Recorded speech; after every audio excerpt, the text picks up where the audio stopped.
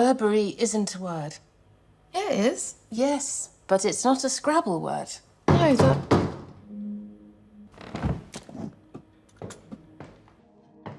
Who is it? We wish you a Merry Christmas. We wish you a Merry Christmas. We wish you a Merry Christmas and a Happy New Year. No thanks, mate.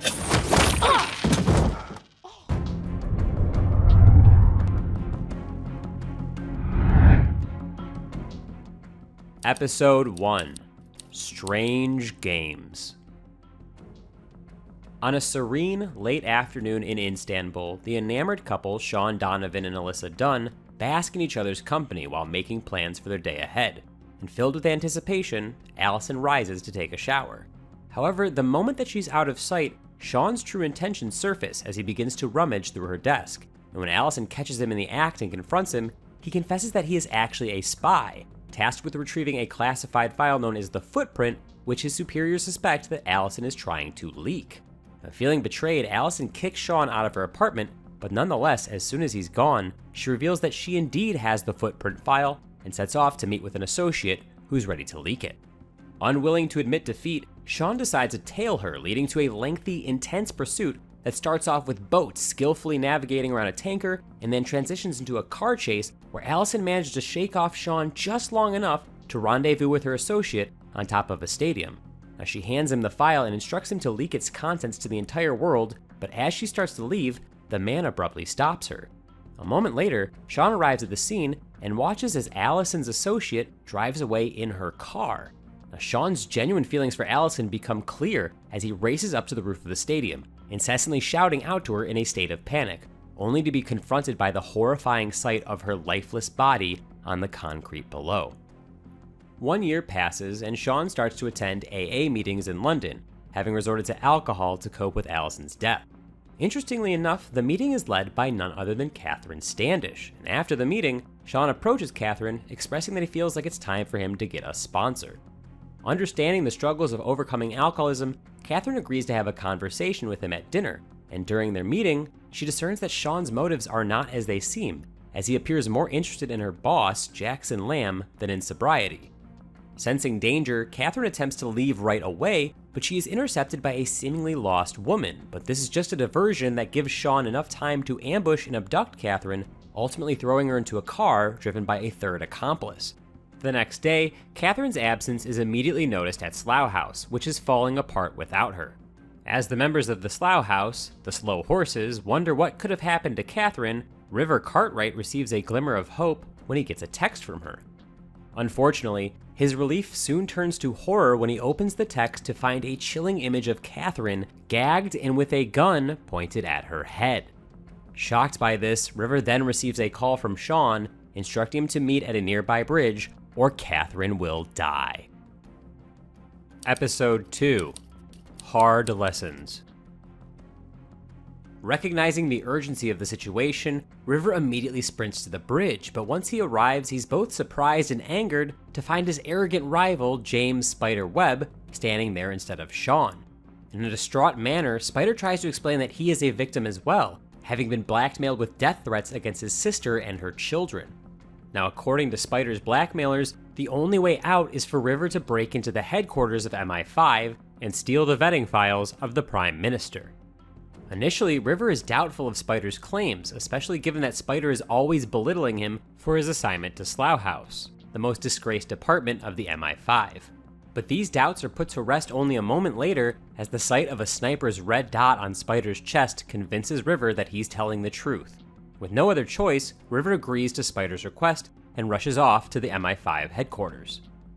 Upon arriving, it takes River some time, but he eventually manages to sneak into the archives department where he encounters Molly Doran, the supervisor of the archives, and in a hurried exchange, River tries to convince Molly to give him access to the Prime Minister's vetting files.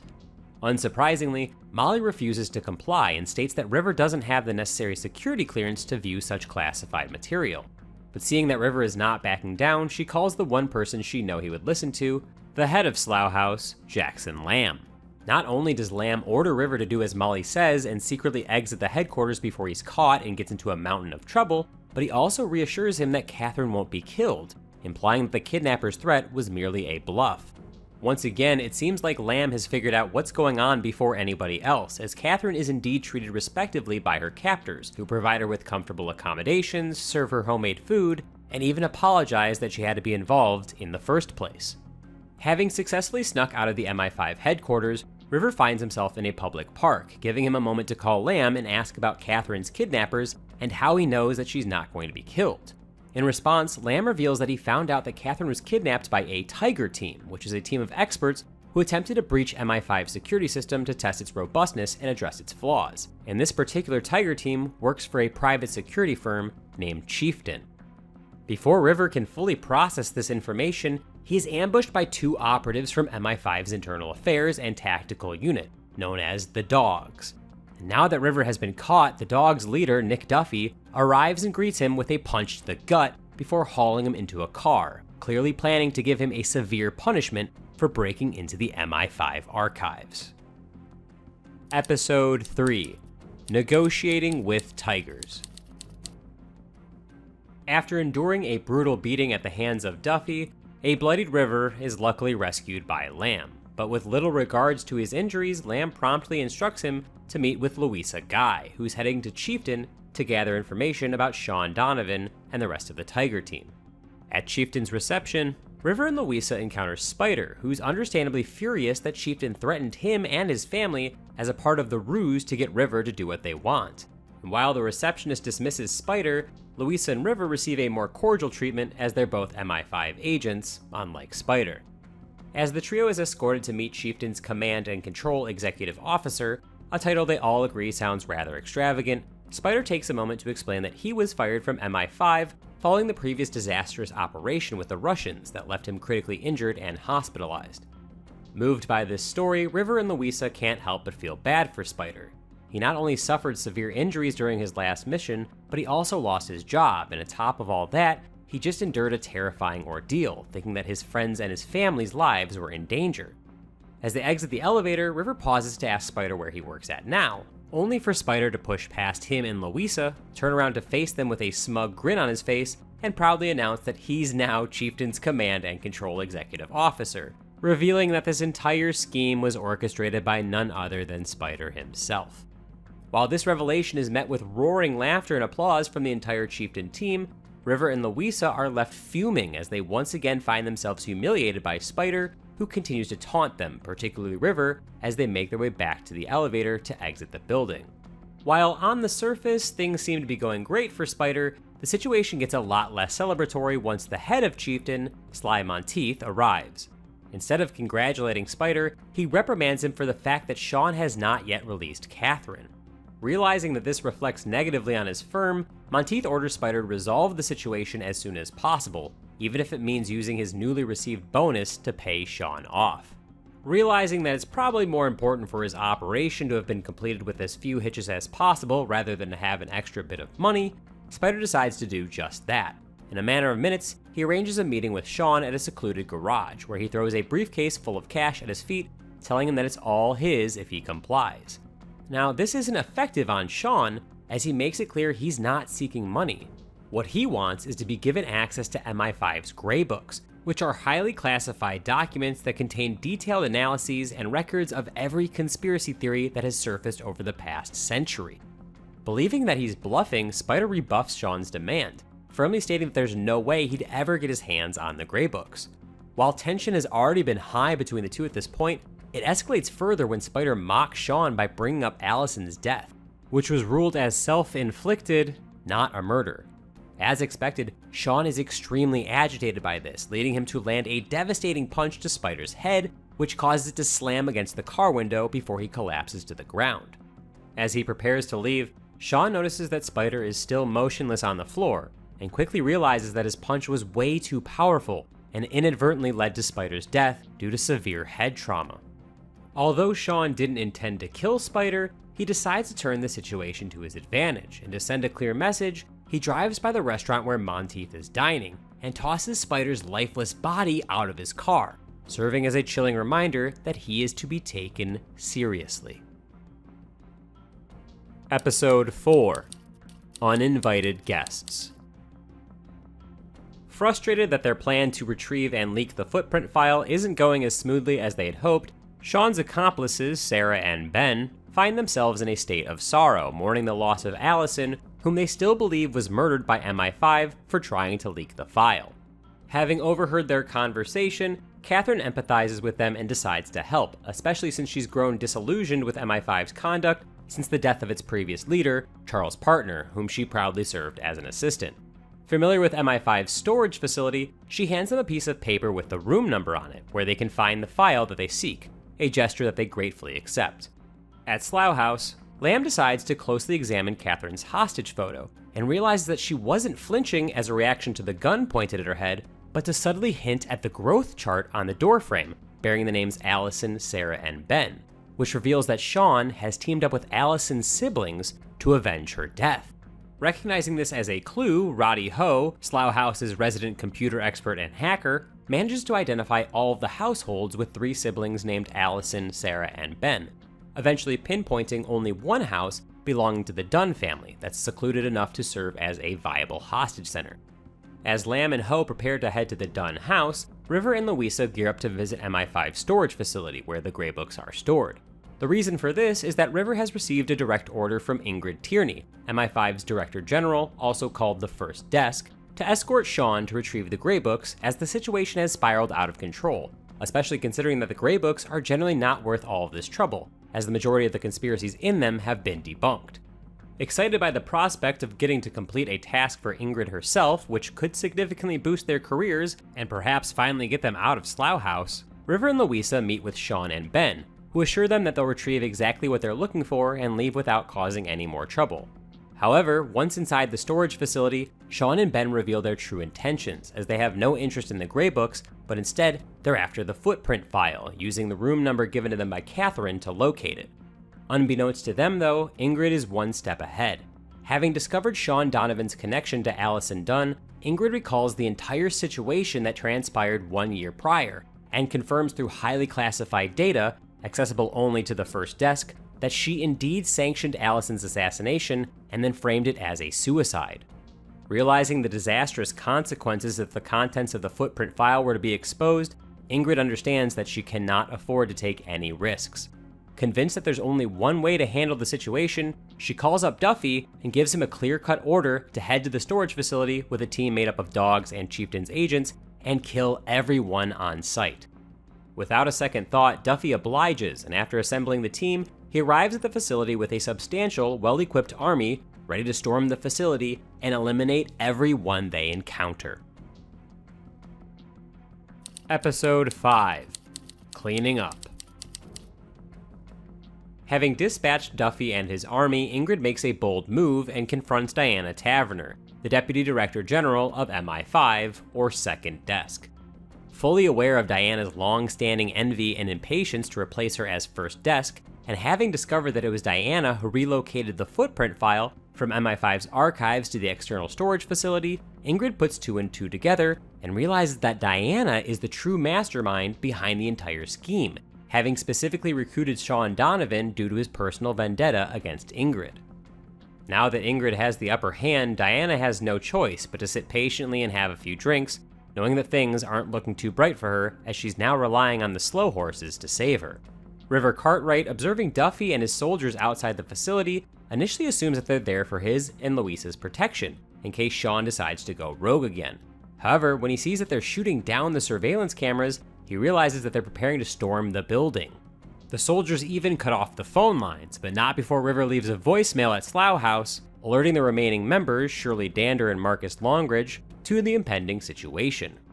A few moments later, River's fears materialize as the soldiers begin to apply explosives to the facility's reinforced door, and after taking positions and preparing for the assault, they detonate the explosives, blowing the door wide open and charging in. Immediately, the facility's electricity is shut down, and the emergency red and green lighting is activated. Contrastingly, things are a lot more tranquil in the Dunn house, as Catherine and Sarah are enjoying tea, snacks, and a game of Scrabble.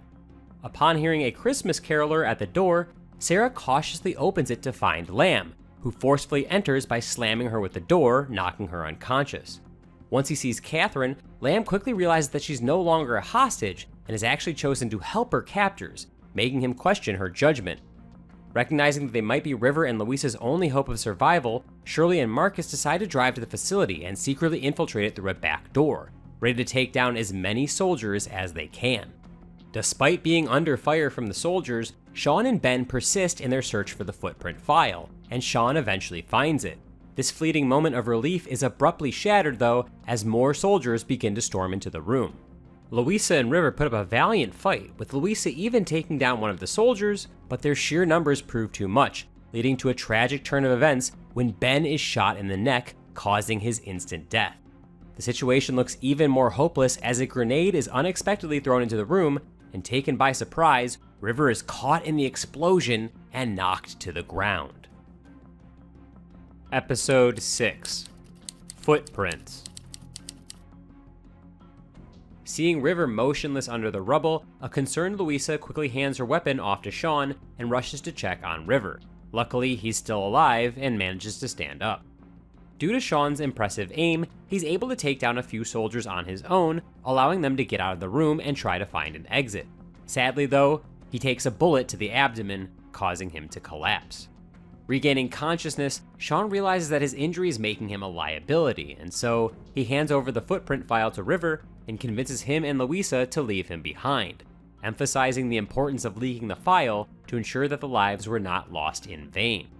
Left alone, Sean manages to eliminate 2 more soldiers before eventually succumbing to a fatal bullet to the head. Meanwhile, River and Louisa make their way to the emergency exit, and as they ascend the ladder and open the hatch, they are met with a hail of bullets from soldiers waiting outside, trapping them between the soldiers above and those pursuing them from below. Just when all hope seems lost, Shirley comes to the rescue, and having already eliminated several soldiers, she continues her streak. Not only does she kill the ones at the hatch and help River and Louisa escape, but she also throws her grenade inside, eliminating the remaining soldiers. Frustrated by his squad's failure to eliminate the slow horses, Duffy decides to enter the facility, where he finds himself in a brutal hand-to-hand fight with Marcus. Despite the evenly matched brawl, Marcus eventually gains the upper hand, forcing Duffy to acknowledge his defeat by shaking his hand. However, Duffy resorts to one last dirty trick, brandishing a knife and attempting to stab Marcus, only for Louisa to arrive just in time, killing Duffy by hitting him on the head with a concrete slab. Even after learning of Sean and Ben's deaths, Catherine maintains her belief that she made the right decision in helping them. Lamb, on the other hand, criticizes her for being naive, arguing that her decision led to the deaths of at least 18 people. Now, this sparks a heated debate between Catherine and Lamb, during which she finally snaps and begins to accuse him of never giving her the respect she deserves, comparing him unfavorably with her previous boss, Charles' partner, whom she admires for always having respected her and for being honorable, unlike the current leader of MI5. Exasperated by Catherine's blind admiration for Charles, Lamb decides to expose the true character of her beloved hero. Having kept this secret from Catherine for a very long time, knowing that it would absolutely break her heart, Lamb finally reveals the truth that Charles was not an honorable man at all. Quite the opposite, actually. He was a traitor who sold the country's secrets to their enemies for years. Initially, Catherine refuses to believe Lamb's revelation. However, as he continues to unveil the depth of Charles' deceit, including his plan to frame her for all of his crimes, she is forced to confront the harsh reality. One thing Lamb doesn't tell her, though, is that Charles did not die by suicide, but was in fact assassinated by Lamb himself, a necessary act in his view to protect MI5 and the country at large. Shattered and enraged by these revelations, Catherine quits her job as Lamb's assistant and storms off, her world seemingly turned upside down. Now out of immediate danger, River decides to delve into the footprint file. Upon reading it, he quickly understands why Ingrid went to such extremes to prevent its leak. The file discloses that Ingrid authorized an operation in Istanbul involving a device capable of wirelessly hacking encrypted computers. The problem is that this device was untested and ended up malfunctioning, causing severe injuries and hospitalizations of several innocent civilians and workers of the North Korean embassy. Realizing the gravity of this information, River decides to leak the file to hold MI5 and Ingrid accountable.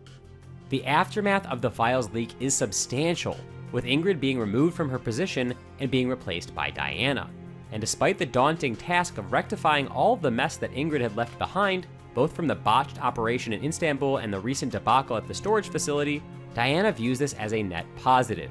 She's finally first desk, and it's all thanks to River Cartwright, who went from being one of her biggest disappointments to the reason she now has what she's always wanted. And that wraps up Season 3 of Slow Horses. Hey, thanks for sticking through to the end of the recap. If you like what you saw, consider sharing the video with a friend or dropping us a like, and if you want to see more recaps on the latest TV shows, you can subscribe and hit the notification bell so you never miss a new video. We'll be back with more videos soon, but until then, BingeBot is logging off.